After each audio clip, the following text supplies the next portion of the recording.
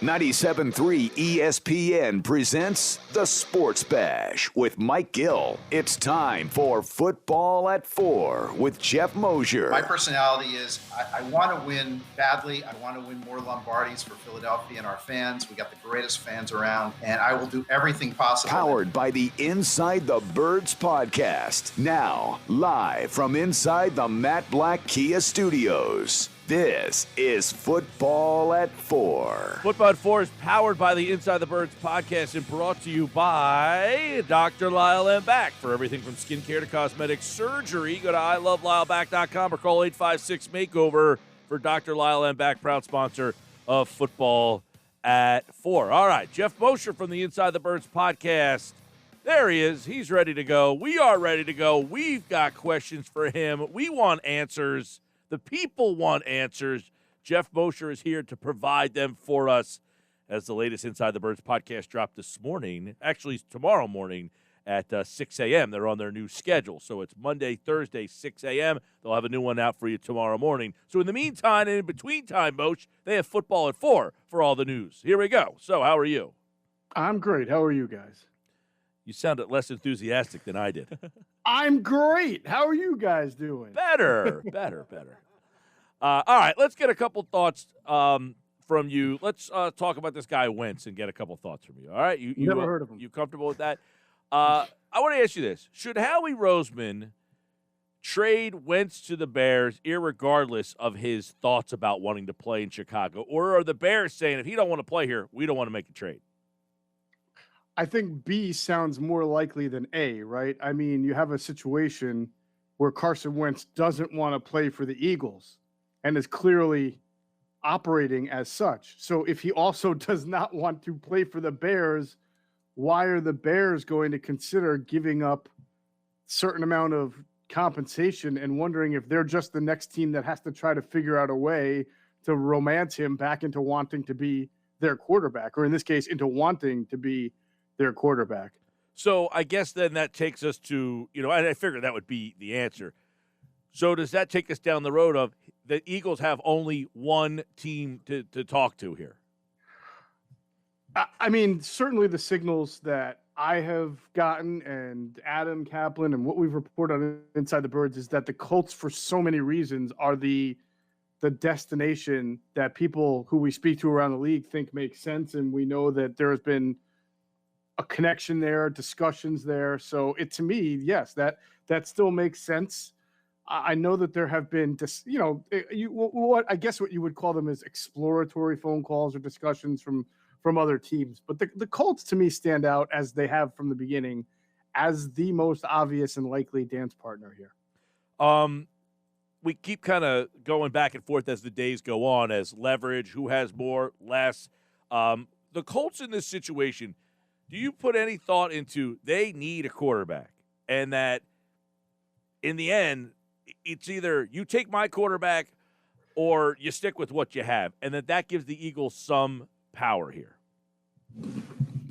I think it's kind of an interesting situation where both teams have a weakness and both teams have a strength, right? The Colts need a quarterback, but the Eagles don't have, per se, a superfluous number of quarterbacks. They have a quarterback who does not want to play for them. So they're not in necessarily a position of strength either. And again, I think that's what makes this marriage kind of work well. And you just have two GMs who don't want to be the one to blink first, but eventually both parties have to kind of come to the idea here that they got to do some kind of work together and meet in the middle somehow. But again, like, the Colts may have a little bit more leverage in the fact that can they move on to a different quarterback option? It depends. We don't know how they feel about Sam Darnold. We don't know how they feel about Marcus Mariota. We don't know if they're able to pry Matt Ryan away from the Falcons, say if the Falcons wind up drafting a quarterback like Justin Fields. So I would say the Colts probably have good reason to be able to stick to their guns to this, whereas the Eagles really got to get rid of this guy by March 19th, or else they're saddled with even more money. You just wonder if Frank Reich is saying, look what we have here. I know that he can get us to where we want to go. I'm not sure about these other guys. Yeah, and that's possible. And I've said this for a while. I think that's why, to me, a conditional pick somewhere in this deal makes more sense to where, you give up something. And I'm not just saying that it's the only pick, but if Carson Wentz winds up being that guy that Frank Reich really believes can be the one, then the pick gets conveyed to either like a second round pick. It starts off as a conditional third or fourth. If he's not, if they're bad, then it just either stays to a third or goes to a fourth, something of that nature. But that, because of this kind of Jekyll and Hyde type of career that Carson Wentz has had, or really just a year, he had a really bad year compared to the rest of his career. It does leave a certain amount of risk on the table here in negotiations. I know this question has been asked 10,000 different ways, but there's so much being added that if the Colts know Wentz isn't okay with going to Chicago, maybe the Bears pull the offer off the table. If Howie doesn't see a package that he's okay with, can we really see a situation where Carson Wentz is back here? I don't see it, Hunter. Okay. I really don't. I just, imagine it yourself. I'm sure you guys have talked about what it would be like if Carson Wentz came back and had a bad quarter, let alone a bad game. Maybe he's not even maybe it's more of like, hey, you're back here because we can't get compensation, but you're not playing. Like, it still hurts his team. And can't Roseman put that in his pocket of like, look, you have Jacoby Brissett or Nick Easton. I have Wentz. You want what I have. I have his contract.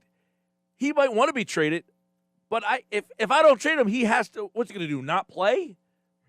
Well, I mean, guys who have made lesser money than Carson Wentz have done that, like Le'Veon Bell. I mean, Carson Wentz got paid a lot of money, and that could be the test to find out. But the big difference here is, Mike, is that, and even the big difference from Sam Bradford, where Howie could wait until an advantageous situation opened up where he could trade him to Minnesota, is that those guys are on 1-year deals. Carson is on a multi-year deal that's going to cost the Eagles a lot of money.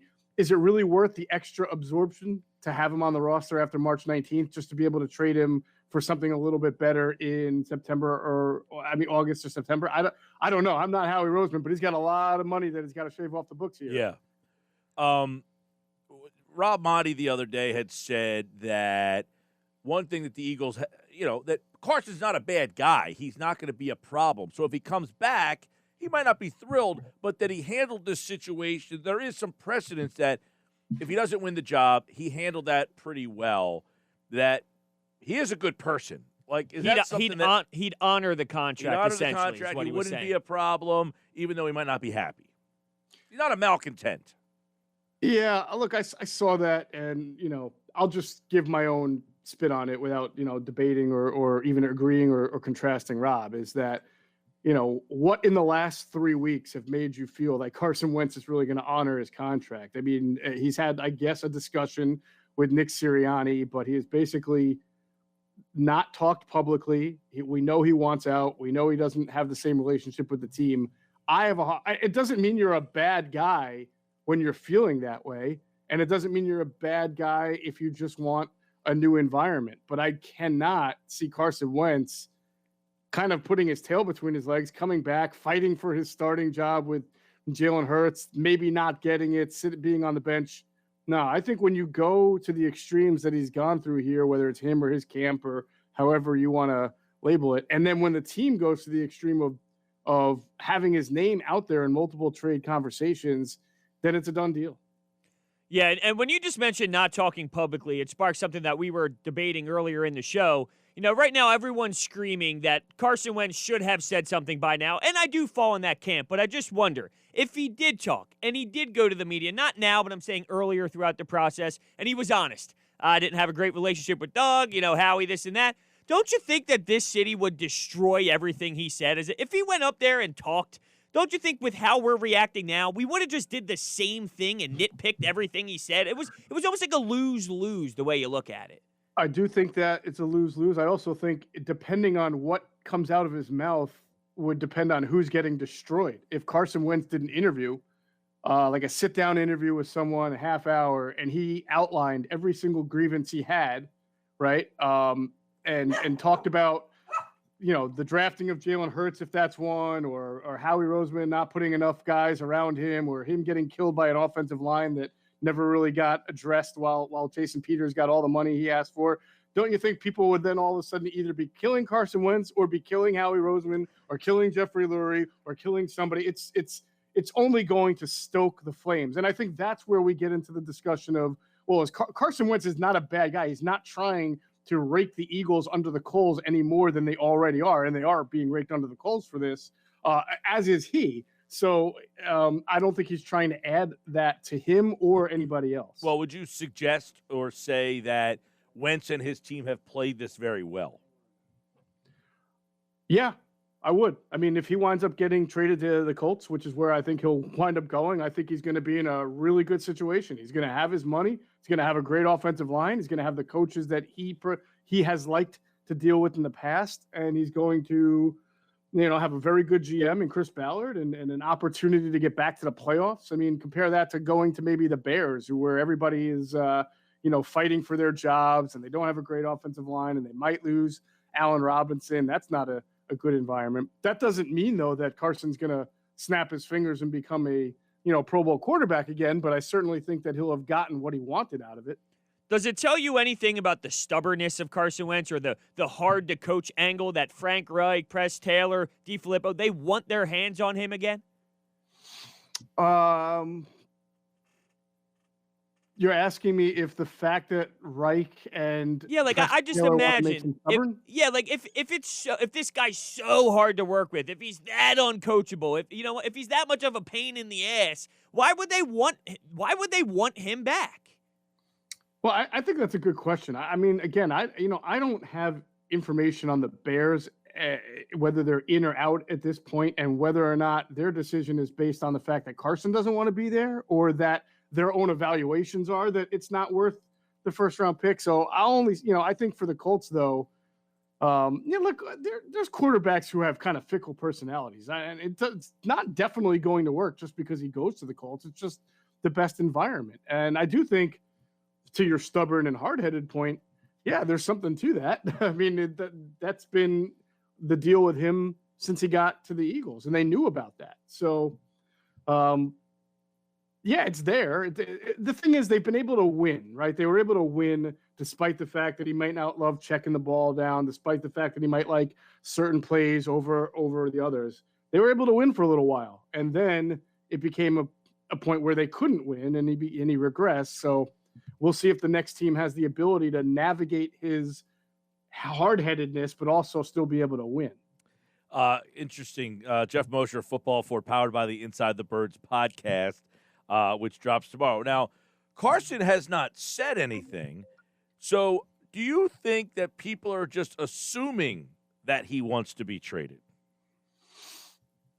No, that I don't think is the case. I mean, I think that, when reporters like Adam and I do our homework and we talk to the right people, we get the sense that he would like to be removed and divorced from this organization. I don't think that part is being has there been a formal request from him or his agent to the team, or is it just assumed?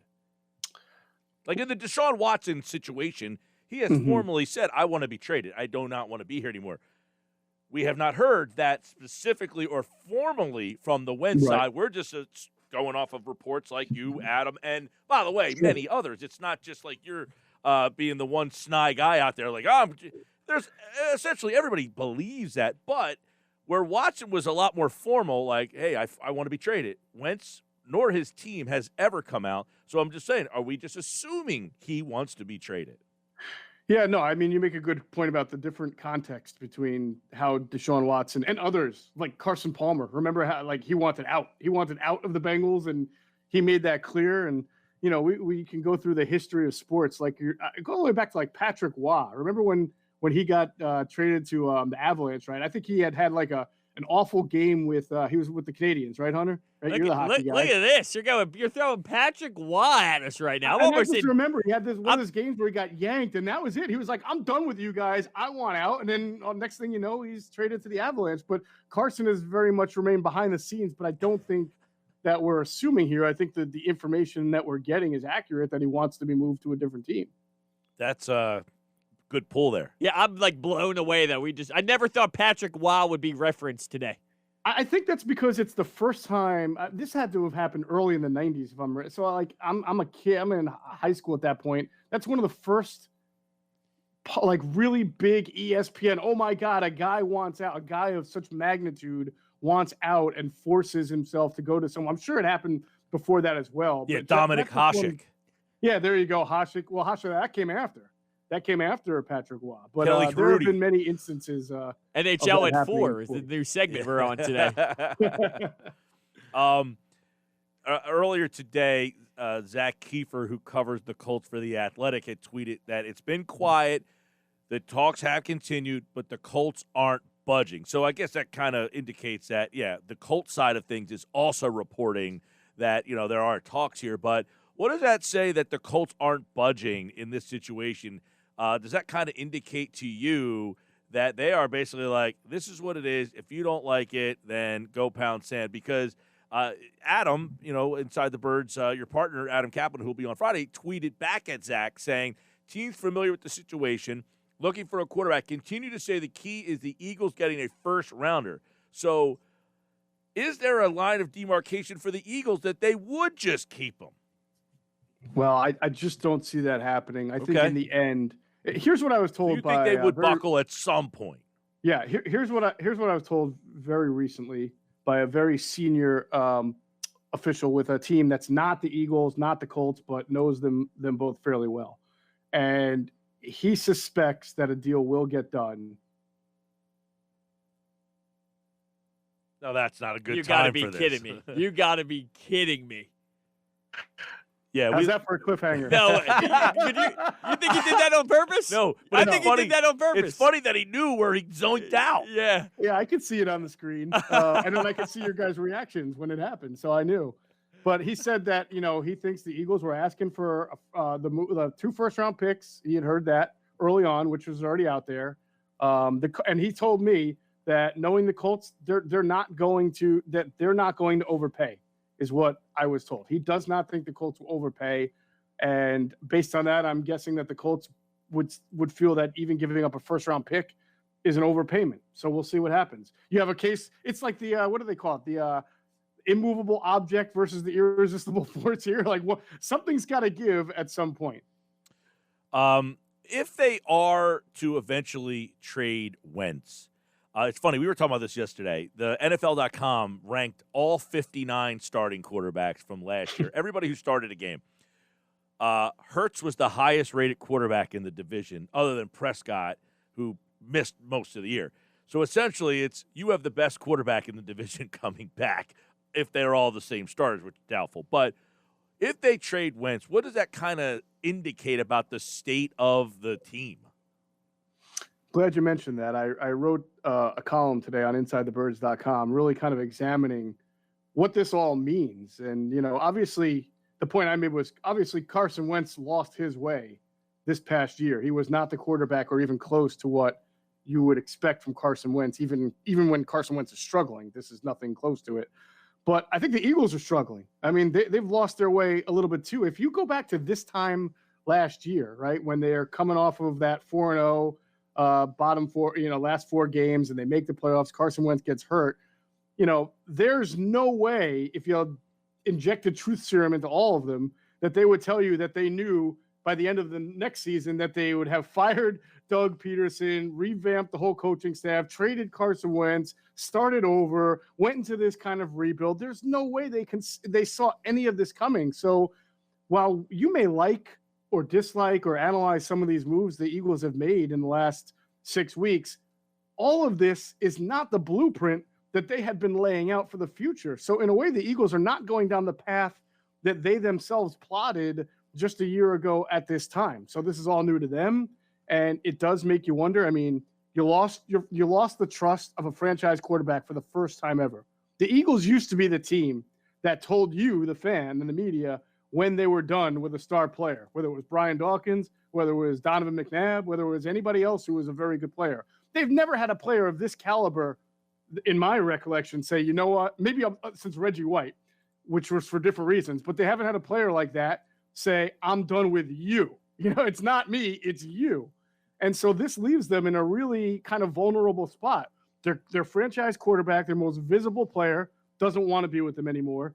They haven't had very good drafts lately, so they need some of these guys from last year to really step up.